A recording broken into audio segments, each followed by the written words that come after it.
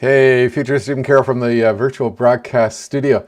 I want to talk a little bit about AI and just give you a little bit of insight on two things I've seen. I mean, obviously, I'm out there doing a lot of keynotes talking about the AI megatrends and talking about it in construction and insurance and a whole range of different industries. But here's two things I've seen which really sort of captured for me the essence of what is going on. First, this came across one of my social feeds. You can turn ChatGPT and use it to turn $250 into $1,500.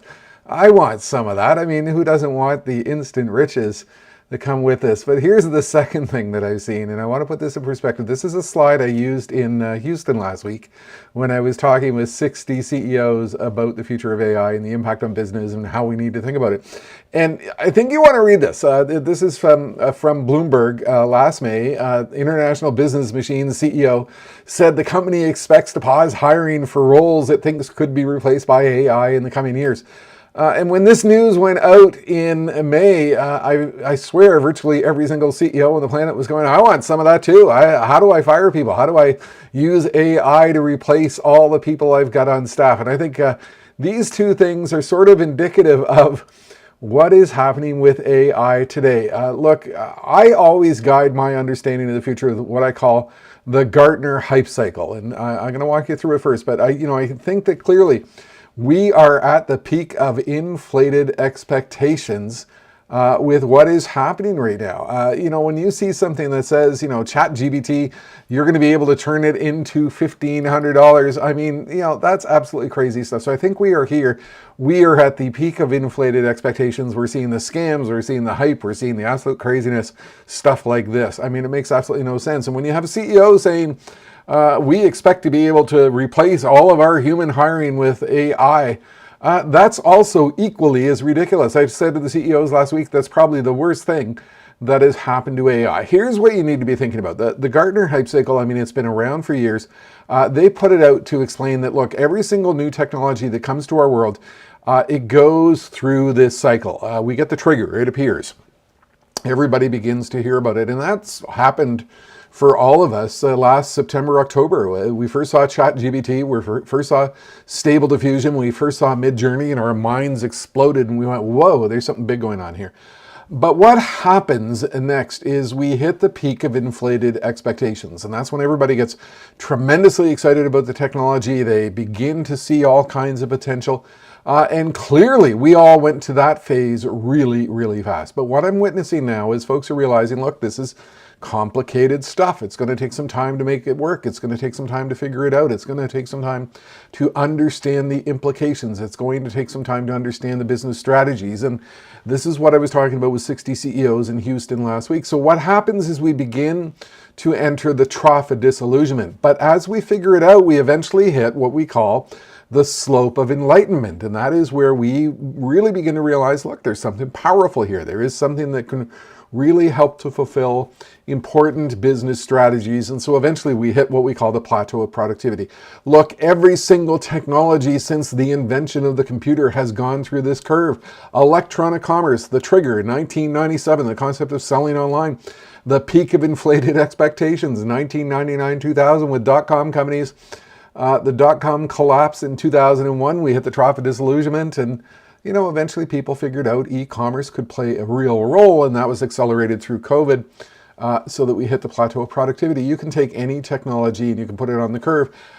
And what I explained to these CEOs last week was this particular chart, which is really important to understand because it really outlines what's happening with AI. It's worth taking a look at. What this fellow explained is we're going through 4 waves with AI. The first wave was last fall, earlier this year. The arrival of OpenAI, the arrival of ChatGPT, the arrival of Midjourney, all these tools which blew our mind and caused our head to explode. And then we saw the arrival of the startups. Look, I've been tracking a site called topaitools.com, and there's over 10,000 tools in this site. It's tools for video and voice and transcription and translation and image generation and video generation and calendaring tools and you name it, there's tools out there for everything. All these sites, they're startups, they're moving fast. It's absolutely fascinating to watch them. They all want $5, $10, $15, $20, $40, $50 a month to use them. And The thing is, you have to wonder how many of them are going to have long-term traction. There's also the mid-market incumbents, organizations that have been in the software industry for quite some time. They're integrating AI quickly into their existing software stack, and certainly we're seeing a lot of innovation there. But what I explained to the CEOs in Houston last week was that we're not yet in wave 3. I think big ERP companies like SAP and Oracle and Salesforce and mid-tier companies, accounting software companies, everybody's looking at it, everybody's working at it, everybody's trying to figure out a real strategic pathway. And that's going to take us into wave 4, but what we are also going to see is wave 3 is more serious, sustainable organizations that have developed something magical with AI. These are the ubiquitous companies in a garage, some of them are in wave 2, who are really going to have that breakthrough innovation, and they'll be like the Google of tomorrow. You need to understand that technologies don't happen all at once. You need to understand that we go through this Gartner hype cycle, and certainly with AI, we're seeing these adoption curves. You also need to understand that there's no one thing of AI. There are multiple things of AI. There's machine vision, there's machine learning, there's all the different tools, embedded technology, embedded AI technologies. I mean, there's so many different aspects to AI. It is staggering, and that's the type of stuff I've been covering in the AI megatrend. So I think what you need to do is sort of take to mind the message I was sharing with these CEOs last week. Keep your foot on the gas, keep your foot in the accelerator, keep innovating, keep working with this stuff. Don't stop, but recognize that to a degree we are a little bit in the peak of inflated expectations when we start to see such things as IBM promising we're going to be able to get rid of all our staff because of AI. And you see such things as ChatGPT is turning $250 into $1,500. We've clearly entered silly land. We've clearly entered the hype cycle. We've clearly entered the era of the peak of inflated expectations. We're rapidly going into the trough of disillusionment.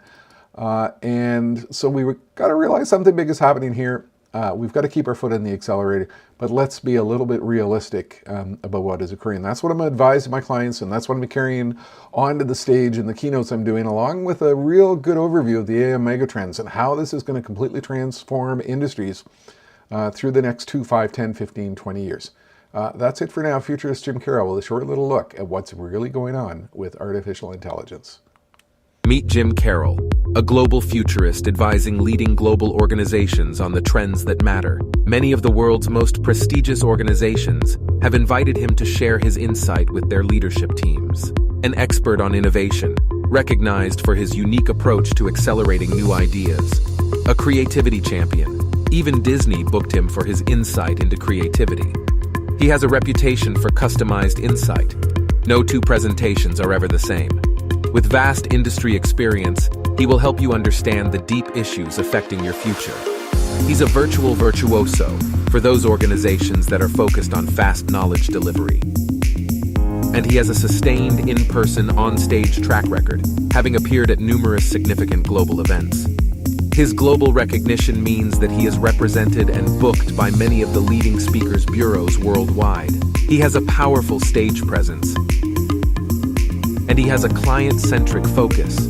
It's your event, and he will work to customize to your requirements.